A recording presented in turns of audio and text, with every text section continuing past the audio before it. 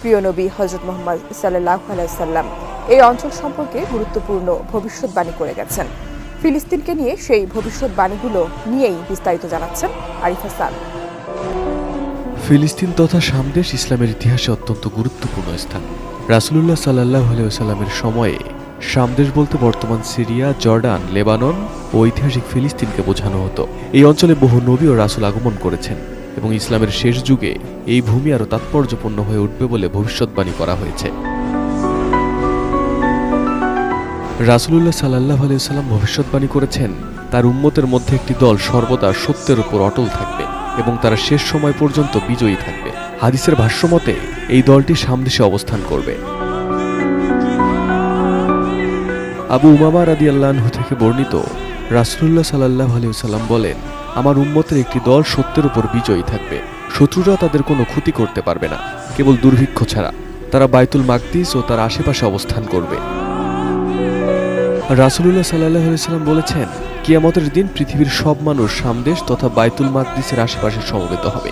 এটি হবে হাসরের ময়দান। সাহাবীরা মসজিদুল আকসার প্রতি গভীর অনুরাগ পোষণ করতেন এবং এটি আলোকিত রাখতে সহযোগিতা করতেন। মায়মুনা রাদিয়াল্লাহু আনহু বলেন, তিনি রাসূলুল্লাহ সাল্লাল্লাহু আলাইহি ওয়াসাল্লামকে জিজ্ঞেস করলেন, বাইতুল মাকদিস সম্পর্কে কিছু বলুন। তিনি বললেন, এটি হলো হাসরের ময়দান এবং পুনরুত্থানের জায়গা। সেখানে গিয়ে নামাজ আদায় করো, কেননা এতে 1 ওয়াক্ত নামাজ অন্য মসজিদে 1000 ওয়াক্ত নামাজের সমান। তিনি আরো বলেন, যে সেখানে যেতে পারবে না সে যেন জ্বালানি তেল পাঠায়, কেননা যে এটি করবে সে তাতে নামাজ আদায়কারীর মতো সোয়াব পাবে।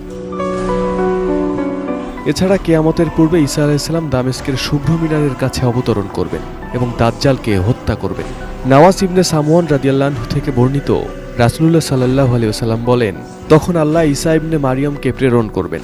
তিনি দুজন ফেরেশতার কাঁধে ভর করে ওয়াস ও জাফরান রঙের কাপড় পরিহিত অবস্থায় দামেস্ক নগরীর পূর্ব দিকের উজ্জ্বল মিনারে অবতরণ করবেন। তিনি দাজ্জালকে সিরিয়ার বাদে লুদ নামক স্থানে হত্যা করবেন। এই অঞ্চল মুসলিমদের দ্বিতীয় হিজরত ভূমি। হিজরতের পর এই অঞ্চলে আরেকটি হিজরত সংগঠিত হবে এবং তখন শামের লোকজন শ্রেষ্ঠ মানুষ হবে। আব্দুল্লাহ ইবনে আমর রাদিয়াল্লাহু আনহু বলেন, রাসূলুল্লাহ সাল্লাল্লাহু আলাইহি ওয়াসাল্লাম বলেছেন, শিগগিরই হিজরতের পর আরেকটি হিজরত সংগঠিত হবে। তখন ভূপৃষ্ঠের সর্বোৎকৃষ্ট মানুষ হবে তারা, যারা ইব্রাহিম আলাইহিস সালামের হিজরত ভূমিতে তথা শামদেশে অবস্থান করবে। শেষ যুগে শামদেশ মুসলমানদের জন্য আশ্রয়স্থল হবে এবং তাদের সোনা ছাউনি দামেস্কের নিকটবর্তী গোতা নগরীতে থাকবে।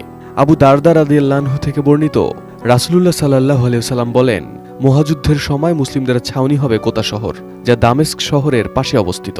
এসব ভবিষ্যৎবাণী প্রমাণ করে যে কিয়ামত যত ঘনিয়ে আসবে, ফিলিস্তিনি অঞ্চল ততই আলোচিত ও গুরুত্বপূর্ণ হয়ে উঠবে। আরিফ হাসান,